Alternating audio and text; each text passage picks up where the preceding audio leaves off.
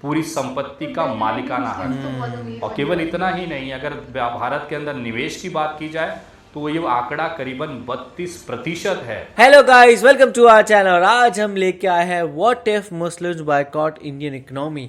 ये हमने बहुत देखा है। दूसरी साइड ये होता हुआ कि भाई आजकल आपने देखी होगी, कभी कभी ऐसी न्यूज़ आ जाती है, जैसे एक जोमेटो वाली न्यूज़ आई थी कि जब एक जोमेटो डिलीवरी ड्राइवर जो था वो एक पार्सल लेके जा रहा था, तो उसका एक मतलब इंसान ने मना कर दिया था बिकॉज वो ड्राइवर मुस्लिम था और कहा था कि भाई हम इससे अपना डिलीवरी नहीं करवा सकते।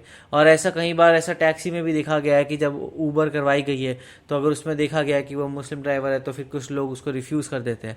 तो यहाँ पे मेरे ख्याल से इस वीडियो के अंदर इसका ऑपोजिट पूछा गया है या फिर बताया गया है, सो वो देख लेते हैं। और मुझे ऐसे लगता है ना कि अगर आप इंडिया में हो तो आपको ये डिस्क्रिमिनेशन देखने के लिए मिलेगा ही मिलेगा। ये सिर्फ मुस्लिम्स की बात नहीं है, इवन हिंदूज में भी ये देखने के लिए मिलता ही है।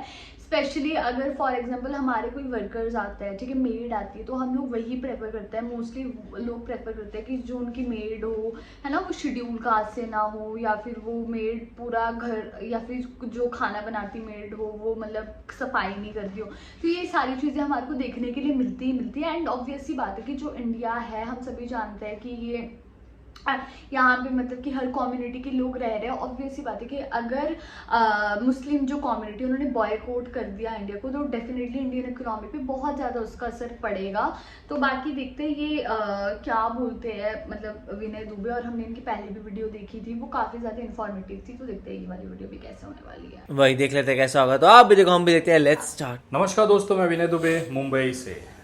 आज की रिपोर्ट जो है वो बड़ी ही विचित्र है और आश्चर्यजनक है, क्योंकि जब मैं ये रिपोर्ट बना रहा था तो कभी खुशी कभी गम का एहसास हो रहा था। खुशी इसके लिए हो रही थी कि जिस समुदाय को लेकर भारतीय जनता पार्टी लगातार सोशल मीडिया से लेकर जमीनी स्तर पर हमलावर रहती है, वो समुदाय कितना सुखी और ऐश की जिंदगी जी रहा है।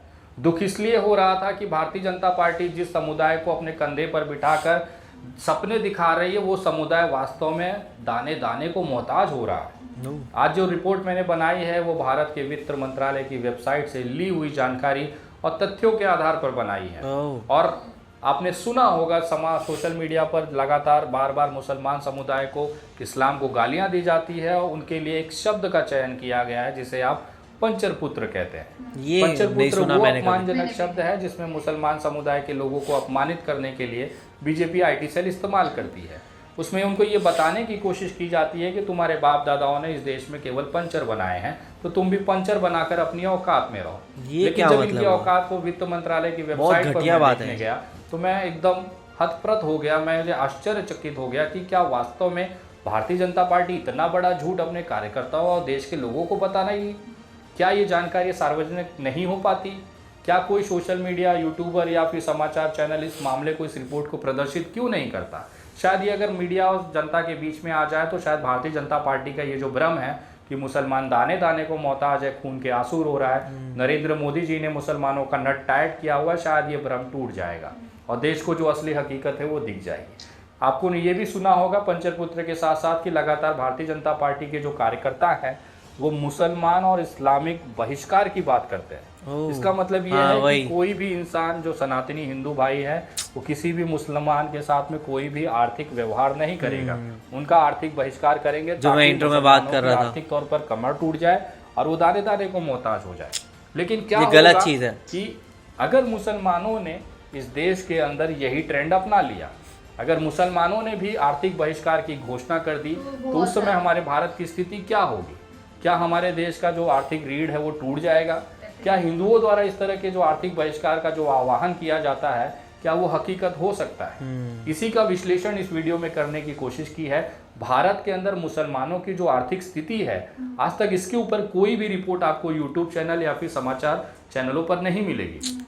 मेरा एक ईमानदारी वाला प्रयास है, आपको बहुत छोटे में, मैं बहुत बड़ी विश्लेषण नहीं करने जा रहा हूँ, बहुत छोटे में आपको समझाने की कोशिश करूँगा कि किस तरह से बीजेपी आईटी सेल और जो भारत सरकार है हमारे देश के जो हिंदू भाई और सनातनी भाइयों हैं उनको किस तरह से उनका बेवकूफ़ी काटते हैं और अपने आप को सत्ता में स्थापित कर लेते हैं। यही कारण है कि आज जो सबसे ज़्यादा खून के आंसू रोने और दाने दाने को मोहताज और संघर्ष करता हुआ समाज दिख रहा है वो सनातन समाज ही है। मुसलमानों की आर्थिक स्थिति की ये रिपोर्ट आपको दिखाने की कोशिश करूँगा और अगर ये वीडियो आपको समझ में आए तो ही आप किसी को ये शेयर करिएगा और लोगों तक इसको पहुँचाइएगा। तो आइए शुरू करते हैं सबसे पहले कि भारत के अंदर मुसलमानों के पास कितनी जमीन जायदाद है, मुसलमानों की हैसियत क्या है इस देश के अंदर, मुसलमान समुदाय का जो औकात है वो क्या है। बार बार ये सवाल सोशल मीडिया पे बीजेपी IT सेल वाले पूछते हैं, तो आज उनकी औकात मैं आपको दिखाने की कोशिश करता हूँ। पूरे देश के अंदर मुस्लिम समुदाय कितना है? 14%। अगर इसे आंकड़े में माना जाए तो करीबन 19 करोड़ की मुस्लिम आबादी है। लेकिन आपको ये जानकर आश्चर्यचकित हो जाएंगे, चौंक जाएंगे कि पूरे भारत के तमाम राज्यों की जितनी भी संपत्तियां हैं, सरकारी, प्राइवेट, लीगल, इलीगल, तमाम संपत्तियों का जो सरकारी रिकॉर्ड पर है, उसको अगर आप जोड़ दिया जाए, जिसे टोटल एसेट्स ऑफ इंडिया आप कह सकते हैं, वो 8% मालिकाना हक इस देश का मुसलमान समुदाय के पास है। सोचिए, 14% आबादी, 19 करोड़ की जनसंख्या वाला एक समुदाय के पास 8% देश की पूरी संपत्ति का मालिकाना हक। और केवल इतना ही नहीं, अगर भारत के अंदर निवेश की बात की जाए तो ये आंकड़ा करीबन 32% है। मुसलमानों के समुदाय से निकले हुए जेब के पैसे से ये देश चल रहा है, जो आंकड़ा 32% के आसपास है। पूरे देश की GDP है 3.17 लाख करोड़ $। उसमें से अगर आप 32% कैलकुलेट कर लीजिए तो उतना पैसा भारत के अंदर मुसलमानों का लगा हुआ है। अगर मुसलमानों ने आर्थिक बहिष्कार कर दिया तो हमारा देश की जो आर्थिक रीढ़ है वो पूरी तरह से चरमरा जाएगी। हिंदू समाज का जो व्यक्ति है वो कितना पैसा एक दिन में कमाता है, उसकी इनकम क्या है, आय क्या है, मुसलमानों की आय क्या है। वित्त मंत्रालय के सरकारी आंकड़े के हिसाब से आपके स्क्रीन पे ये जो टेबल दिख रहा है, ये वहाँ से मुझे मिला। इसमें क्लियरली लिखा है कि हिंदू समाज का जो एक इंसान है उसके एक दिन की औसत आय जो है 168 रुपये है, 168 रुपीज़। और एक मुस्लिम समाज का जो औसत आय है वो 160 रुपये है। वाह, समझिए, केवल 8 रुपये का फर्क है। हिंदू समुदाय 110 करोड़ है, मुस्लिम समुदाय केवल 19 करोड़ है। 110 करोड़ की आबादी वाला हिंदू समुदाय, जिसमें हिंदुत्व की सरकार है, भारतीय जनता पार्टी की सरकार है, योगी जी हैं, मोदी जी हैं, सारे लोग हैं, उसके बावजूद हिंदू की जो इनकम है केवल 168 रुपये है। और जो मुसलमान प्रताड़ित हो रहा है, उनको जेलों में ठूसा जा रहा है, उनके काम धंधों को तोड़ा जा रहा है, उनका बहिष्कार किया जा रहा है, उनकी इनकम जो है 160 रुपये है। अगर आप साल का औसत निकाला जाए तो एक हिंदू इंसान की जो आय है वो 61,423 रुपया है। और उसके उलट मुसलमान जो इतना प्रताड़ित है, तकलीफ में है, बहुत बेसहारा है, उसको तोड़ा जा रहा है, प्रताड़ित किया जा रहा है, वो एक मुस्लिम इंसान 58,420 रुपया कमा रहा है। इतना प्रताड़ित होने के बाद 58,000 रुपया कमा रहा है। और उनके बताया कुछ और जाता है। सनातनियों के संबंध के एकदम भव्य हिंदू राष्ट्र बनने वाले राष्ट्र में हिंदू समुदाय का इंसान 61,000 रुपया कमा रहा है। ये हो गया आय की कीमत, एक इंसान की आय की औकात कितनी है। आपने देखा होगा कि बहिष्कार की बातें करते हैं, हमारे देश में इस्लामिक राष्ट्रों को लेकर बार बार सवाल उठाए जाते हैं।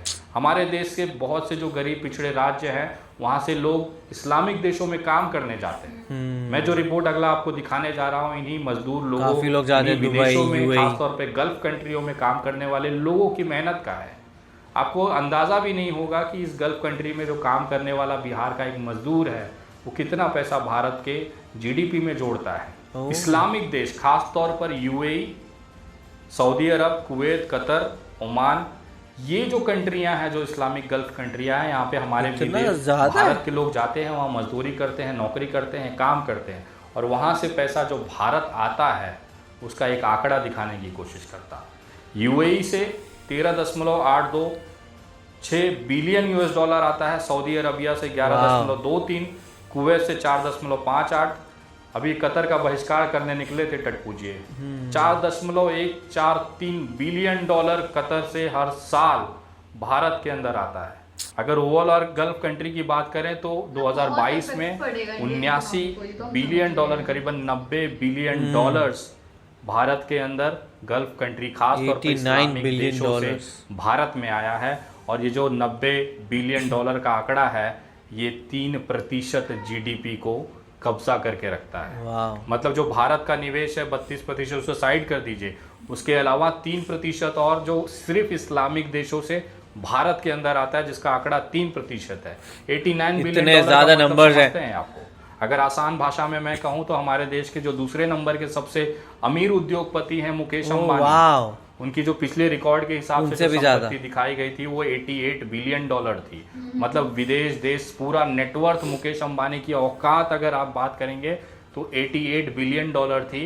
यहाँ पर केवल गल्फ कंट्रियों से, जो कि जीडीपी का 3% है, 89 बिलियन डॉलर वहाँ से भारत में भेजे गए। ये उन इस्लामिक देशों के पैसे हैं जिससे भारत का जीडीपी, भारत की सरकारें बजट लेती हैं, खर्चा करती हैं, अपनी प्लानिंग करती है, हर चीज उन पैसों से हो रहा है। इसका कमाल है। बहिष्कार इनके जो टटपुजिए हैं सोशल मीडिया पे बैठकर दिन रात उंगली घर करते हैं। सोचिए अगर इस्लामिक देशों ने भारत का बहिष्कार कर दिया तो क्या होगा। तो फिर भारत का बहुत 3% का जो नुकसान जीडीपी का पैसा है 89 बिलियन डॉलर, वो रुक जाएगा।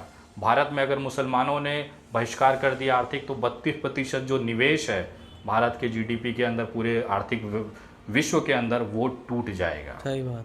ये लगातार कहते हैं कि मुसलमान केवल पंचर ही बना सकता है, नौकरी ही कर सकता है, इससे ज़्यादा कुछ काम नहीं आता।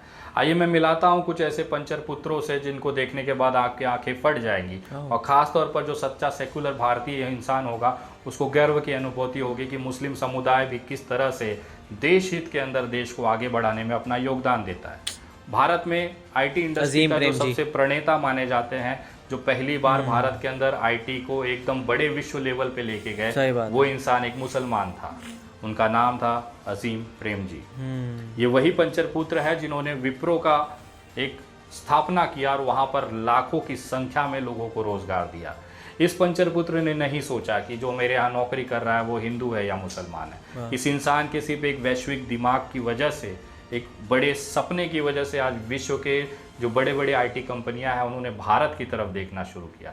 जब भारत को केवल सपोरों का देश माना जाता था, एक छोटा सा देश, लेबरों का देश, मजदूरों का देश माना जाता था, वहाँ पर अजीज प्रेमजी जैसे लोगों ने विश्व को एहसास दिलाया कि हम आईटी इंडस्ट्री में सबसे बड़े हब हो सकते हैं। सही बात। अमेरिका के सिलिकॉन वैली के बाद भारत के अंदर अजीज प्रेमजी ने वो ट्रेंड शुरू किया, वो स्थापित किया अपने आप को कि विदेशी की जो आईटी कंपनियां हैं वो भारत आई, उन्होंने भारत में निवेश किया, यहाँ के लोगों को रोजगार दिया। बहुत इंपॉर्टेंट है कराने इकोनॉमी वाला के जो लिए, इंडियन पंचर इकोनॉमी पुत्र के था, जिसे ये सोशल मीडिया ही कहते हैं, वो थे अजीज प्रेम जी। आइए दूसरे आपको मैं पंचर पुत्र से मिलाता हूँ, वो है यूसुफ अली। अभी लखनऊ में एक लुलु मॉल खुला था जहाँ पर नमाज को लेकर विवाद चला था। अगर सोचिए यूसुफ अली के जो इन्वेस्टमेंट भारत के अंदर है, अगर वो खींच लिया जाए तो कम से कम बहुत बड़ा झटका भारत के जीडीपी को लग सकता है। और यूसुफ अली वो इंसान है जो नरेंद्र मोदी के खास दोस्तों में माने जाते हैं। अगर विश्व में कभी 5 टॉप दोस्तों में अगर माना जाएगा तो यूसुफ अली नरेंद्र मोदी जी के दिल के टुकड़े के हिसाब से कोहिनूर बनकर उनके दिल में राज करते हैं। और उनके टटपुजिए इनको पंचर पुत्र कहते हैं और इनके बनाए हुए माल का बहिष्कार करने के लिए रस्तों पर उतरते हैं। शायद यही कारण था कि योगी जी की पुलिस की जो लाठी थी इनके पिछवाड़े पर आज तक निशान बनाकर रखी हुई है। जिन जिन लोगों ने भी लुलु मॉल के पास फटकने की कोशिश की, उत्तर प्रदेश पुलिस ने इनके चिथड़े उड़ा दिए। यही कारण था कि नरेंद्र मोदी जी चाहते हैं कि इस तरह के उद्योगपति भारत में आए और अपने विदेश निवेश को लेकर भारत को एक विश्व गुरु को बनने का प्रयास करें। लेकिन इनके ठीक उलट इनके लोग जो हैं इस्लामिक देशों का बहिष्कार करेंगे, मुसलमानों का बहिष्कार करेंगे। तो ये वो पंचर पुत्र हैं जो एक बड़े उद्योग के साथ, बड़े इन्वेस्टमेंट के पास हमारे भारत में आते हैं, पैसा खर्चा करते हैं और हमारे यहाँ के लोगों को रोजगार देते हैं। आइए मिलाता हूँ तीसरे पंचर पुत्र से। अगर ये नहीं होते तो शायद आपके घर में आज लाशें बिछ गई होती। ये है सिप्ला के मालिक यूसुफ जी। ये वो इंसान है जिन्होंने औद्योगिक क्षेत्र में क्रांति लाई, ऐसी ऐसी दवाइयों का आविष्कार किया जिसका लोहा विश्व ने भी मांगा। सिप्ला विश्व के साथ साथ बहुत बड़ी भारत की सबसे दवाई बनाने वाली कंपनी है। इनकी दवाइयाँ आप रोज घरों में इस्तेमाल करते हैं। छोटे बच्चों को सिप्ला की सर्दी के भाप देने से लेके बड़े बड़े हार्ट सर्जरी और कैंसर जैसी बीमारी, HIV जैसी बीमारियों में इनका इस्तेमाल होता है।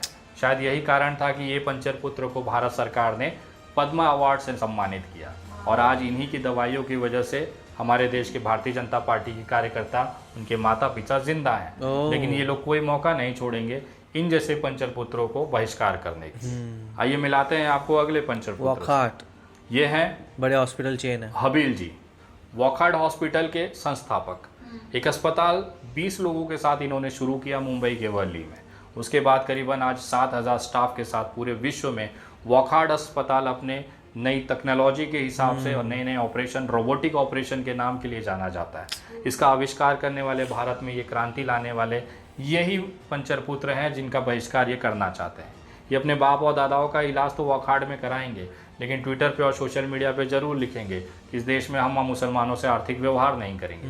ये लाखों रुपए का बिल ऑकवर्ड हॉस्पिटल में जमा कराएंगे, लेकिन सोशल मीडिया पे जरूर लिखेंगे कि हम मुसलमानों से 1 रुपया भी खरीदारी नहीं करेंगे। तो ये दोगलापन केवल भारतीय जनता पार्टी के कार्यकर्ताओं में है। और रही बात मुसलमानों की औकात की बात, तो इस देश के हैदराबाद में हमने देखा नासिर खान नाम के इस लड़के ने 12 करोड़ की एक गाड़ी इस जमीन पर खड़ी कर दी। 12 करोड़ एक बहुत बड़ी अमाउंट होती है। इस तरह की गाड़ियों लेने की जो सोच है वो मुकेश अंबानी और अडानी के पास भी नहीं है। इस इंसान ने अपनी मेहनत के पैसे से ये 12 करोड़ की गाड़ी खड़ी कर दी। और ये गाड़ी खड़ी करने वाला भी नासिर खान जो है, ये सोशल मीडिया के भाजपाई IT सेल के द्वारा एक पंचर पुत्र है। तो ये औकात है मुसलमानों की। आज सबसे ज़्यादा इनकम के साथ में, सबसे ज़्यादा एसेट्स के साथ में मुसलमान समुदाय अपने घरों में नल्ला नहारी खाता है। रात को शेयर करने निकलेगा तो कबाब खाएगा। इसके साथ में जब भी जश्न और पार्टियां होती है तो उसमें खुले तौर पर खर्चा करता है। जहां पे हमारे हिंदू समाज और सनातन भाई जो हैं वो बैंक के EMI के फ़ोन से घबराते हुए फ़ोन बंद कर घूम रहे हैं, मोबाइल का रिचार्ज कराने के लिए दोस्तों से भीख मांगते हैं। वहीं पर ये मुस्लिम समुदाय अपने शिक्षा के दम पर, अपने आधुनिकरण के दम पर आज नई ऊंचाइयों को छू रहा है। ये इसके लिए भी सक्सेस है, इसलिए भी ये आगे बढ़ रहे हैं क्योंकि इनके बच्चे दिन रात पढ़ाई करके नए नए औद्योगिक चीज़ों को आगे ले आके कोशिश करते हैं, बड़े बड़े सरकारी पदों पर जाने की मेहनत करते हैं। लेकिन वहीं पर ठीक हमारे सनातन धर्म के बच्चे किसी मोर्चा में या रैली में आगे डीजे पे डांस करते दिखेंगे, कहीं पर झंडा पकड़ के नारे लगाते दिखेंगे, या बहुत बड़ा हो गया तो किसी राजनीतिक पद का एक पद लेकर अपने आप को प्रधानमंत्री जैसा महसूस करते होंगे। क्या चीज़ बताई थी इसके अंदर, बिकॉज बहुत सारे ऐसे फैक्ट्स हैं जिसके बारे में हमें बिल्कुल नहीं पता था कि किस तरीके से जो इतना लैंड है वो कितना मुस्लिम्स के पास है और कैसे यहाँ पे कितनी इकनॉमी जो है मुस्लिम बेस्ड इकनॉमी है। और बहुत जगह हमने देखा भी है, इवन जैसे हमारी जो टेक्सटाइल मार्केट है उसमें भी बोला जाता है कि अगर बहुत ज़्यादा आप देखो तो मुस्लिम्स का ही वो रहता है कि लाइक वो ही वहाँ पे शॉपिंग बहुत ज़्यादा करते हैं। एंड अगर वहाँ पे वो लोग ना करें तो बहुत दिन ऐसे, जैसे मान लीजिए जब भी ऐसे दिन होते हैं ना जिस दिन मुस्लिम्स को शॉपिंग करना अच्छा नहीं होता है तो वो दिन काफ़ी मंदे जाते हैं, काफ़ी अच्छे नहीं जाते हैं। तो ये देखा गया है। तो मेरे ख्याल से यही बात है कि इंडिया की खासियत यही थी कि दोनों साथ में रहते थे और सब एक दूसरे का सपोर्ट करके रहते थे। अगर उसमें फूड डालने लग जाएगी तो वो चीज़ तो ख़राब होगी ही होगी। और हम लोगों को इससे ये भी पता लगा कि लाइक अगर जो मुस्लिम कम्युनिटी है, ठीक है, उसने बॉयकॉट कर दिया इंडियंस को, तो कितनी ज़्यादा उसकी इकोनॉमी पे अफेक्ट पड़ेगा। और यही बात है कि डेफिनेटली अगर हम लोग मुस्लिम कम्युनिटी के साथ इंडिया में रहकर ऐसे करेंगे तो डेफिनेटली जो बाकी मुस्लिम देश है वो भी हम लोगों को बॉयकॉट करने ही वाले हैं। और सबसे ज़्यादा शॉकिंग ये था मेरे लिए कि जो मुस्लिम कम्युनिटी उसकी 40% पॉपुलेशन इंडिया में रहती है, जिसमें से जो उनकी ज़मीन वगैरह है देखा जाए तो वो 8% है। तो वो मेरे लिए बहुत ज़्यादा शॉकिंग था। और डेफिनेटली हम बोल सकते हैं कि जो मुस्लिम कम्युनिटी है वो बहुत ज़्यादा इंपॉर्टेंट रोल प्ले कर रही है इंडियन इकोनॉमी में। और इस वीडियो को देखने के बाद आई होप उन लोगों की आंखें खुल जाएगी जो ये प्लानिंग कर रहे थे कि हम तो भाई मुस्लिम्स को बॉयकॉट कर देंगे, ये कर देंगे, वो कर देंगे। और मुझे ऐसे लगता है कि अब तो मतलब कर भी नहीं सकते हम लोग। अगर हमें मतलब कि चाहते हैं कि इंडिया बहुत ज़्यादा डेवलप करे तो उसके लिए हम लोगों को एक साथ मिलकर आगे बढ़ना पड़ेगा, ना कि ये कि एक पर्टिकुलर कम्युनिटी को बॉयकॉट करने से ना ही कुछ मिलेगा, इवन हमें नुकसान ही होगा। तो सीरियसली मुझे ये वीडियो काफ़ी ज़्यादा अच्छी लगी। वही आप लोग ऐसे लगे आप कमेंट्स में जरूर बताएगा। तो ऐसे लाइक करते जाइए, कमेंट करते जाइए, शेयर करते जाइए। जाइए। बाय।